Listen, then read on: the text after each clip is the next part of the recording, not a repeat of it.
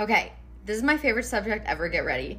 I'm going to tell you why this Sumerian goddess, Inanna, is a secret message that has been literally hidden for years that is telling you that you can harness the power of the universe. And I'm gonna tell you what that power is and how you can read her symbols and her name to harness that power. I'm also gonna tell you what it has to do with interdimensional communication. This is not a drill. Okay, first things first, just to get you acquainted, this mysterious power of the universe, I'm going to call it plasma. You can replace that with any word you want, energy, ki, magic, but you'll see why I'm using this word and why it's crazy. So plasma is the fourth state of matter. It can be a solid, liquid, or gas, as well as an ionized gas. It also, you can refer to it as blood plasma. That's a different plasma, yes, but they have very similar properties. You might know plasma as the aurora borealis, lightning, the plasma ball. I'm gonna tell you why it's literal magic and the secret of everything. Number one, the universe is made of 99.9% of plasma. I actually think it's made of 100% plasma, just in different states. Inanna here, why I think she's connected with it is, okay, you see these owls right here? Yes, they're a symbol of wisdom, but it's also a Taurus. There's the owl face right there.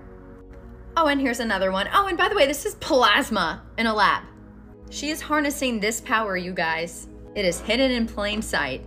There's a reason that owls symbolize the wise, and it's feminine, the divine feminine, the field, baby.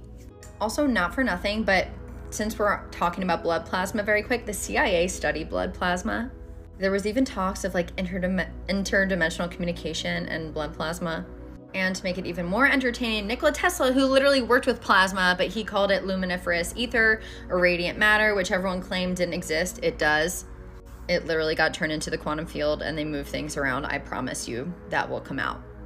But Nikola Tesla even talked about interplanetary communication and how he knew the secret to it and how to reach other worlds in the future. And he was studying plasma. So also you see that she's holding the horizon in her hands. This is basically her harnessing the power of plasma, of the sun and the earth, of the in-between. She is rooted, but she flows. Victoria Woolf, I think, wrote that. The power of the horizon, the in-between, plasma, it all connects. I could do a whole video on the horizon. But what literally makes the sun and the earth, I promise you, it's plasma. But what makes the power that makes worlds is inside of us, blood plasma. And yes, scientists, I know it's different, but it's not different. It is literally in our face, as above, so below, that the power outside of us is also inside of us. And she is telling you, you can harness it. And yes, you should be grounded in the animalistic earth world of wisdom, but you should also have wings and dream big. And there's so many other things I could say. Okay, but here's the craziest thing about her name, the name Inanna. And you really can't make this stuff up. So Inanna backwards, because you know in the olden days, names meant something forwards and backwards. Inanna backwards means my cloud or my obscurity, or the cloud of Yahweh. By the way, Yahweh, Greg Braden talks a lot about this. He basically said that Yahweh is the original letters of how our DNA is expressed, and it basically means that God is inside of us. I think it's the blood plasma inside of us, and that's the power of God inside of us. Like, I think that's why people use blood in rituals. I don't even know. But it means something. But better yet, you can't make this stuff up. The Kordylewski clouds were discovered a few years ago. They're plasma dust clouds that are intelligent. They're like gigantic supercomputer plasma clouds above Earth, between the moon and Earth. It talks about plasma clouds that can develop an interior structure more complex than an organic body, and of processes of emergence, entanglement, self-organization, and can spontaneously develop intelligence. Intelligent cloud. Inanna. You guys, the ancients were telling us about this. I think this is the kind of technology they harness for like anti-gravity, but I won't get into that. I don't want to sound too crazed. I'm talking about how this power's inside of us and we can harness it, and I will get into that now.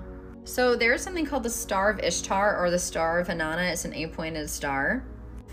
I don't know if you've ever heard this quote. The quote is actually, the star is the man or the star is the woman, but I can't find it anywhere. So man is his own star, and the soul that can render an honest and perfect man commands all light. I don't know who this is, but all you need to know is you are a star, literally, and that means you are plasma, or the power that creates worlds. Inanna has risen from the dead to remind us all that we have the power inside of us. This is also a rosette, a symbol for Inanna. very much like Mary Magdalene and the rose symbol, or the vessel, or the Holy Grail, which I think is actually us and the power inside of us. That's another video. I'm making that one too. Inanna was also celebrated around Easter, or Ishtar, same thing. And Easter is all about rebirth and resurrection. The rabbit also from Easter symbolizes rebirth or resurrection. Inanna is like the queen of resurrection.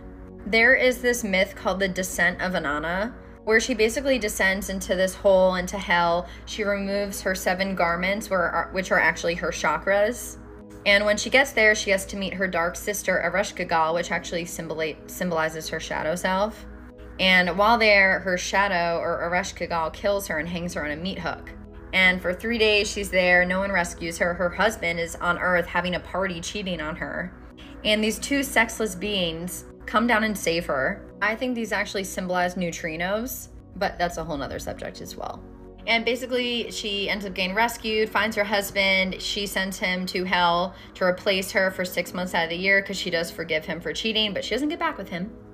But it's a whole myth that's beautiful about a woman taking her power back, but also forgiving. Not getting back with someone, just forgiving.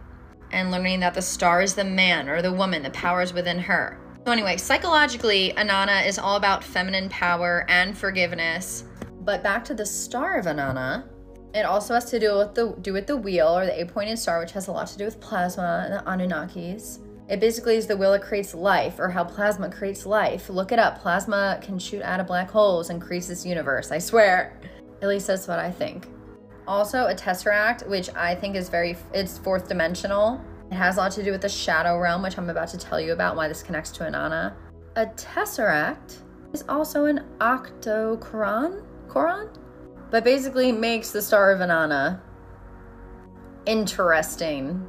So basically what I conclude with that is that Inanna is telling us all, Inanna is like a 4th dimensional, divine feminine, womb realm, shadow work woman, plasma field, who is basically telling you to reach inside of yourself, look at all of your demons, go into your own hell, face your fears, learn to love all of yourself, and then come back out of that tube reborn. Let go if you need to let go of, but forgive them. Don't hold on to the anger. And realize that the power is within you. And do your shadow work. Oh, here's just really quick the wheel again. And then in the Vatican, they have it as well. Not for nothing, but the Bible was called Helios Biblios. That does mean the sun book, plasma book. Inanna is a paradox. Inanna is the goddess of love, but also war. Inanna's archetype is betrayal. It's learning to forgive those who do betray us. If you're someone who always feels like that's happening to you, the lesson she has come to tell basically all of us is that we have choice to get out of that and just stop letting people hurt us.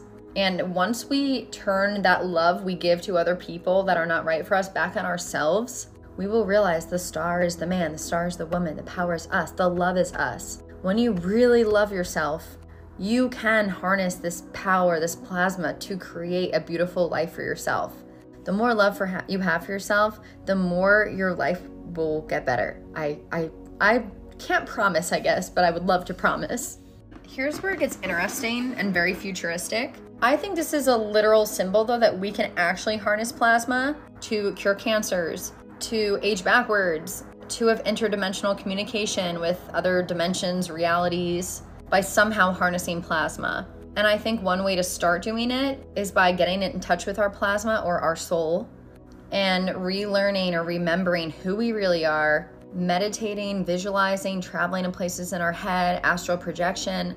I think there's so much capabilities we have and senses that we can grow to actually live magic lives. I'm writing an entire book on plasma intelligence and how we can harness this for more love, connection, and magic in our lives. Feel free to go on my Stan store and subscribe for free to get an email when my book is coming out. I'm gonna basically compare it to so many different things, like the Star Wars, the Force. That's basically what it is, but it's using the Force in real life. And yes, it is. Plasma is a divine feminine field, but at its core, it's actually neutral. And we can use our consciousness to mold it and to literally create things. I'm running out of time. I hope you enjoyed this. I love you. But most of all, I hope you love you. And if you don't, I hope this inspired you.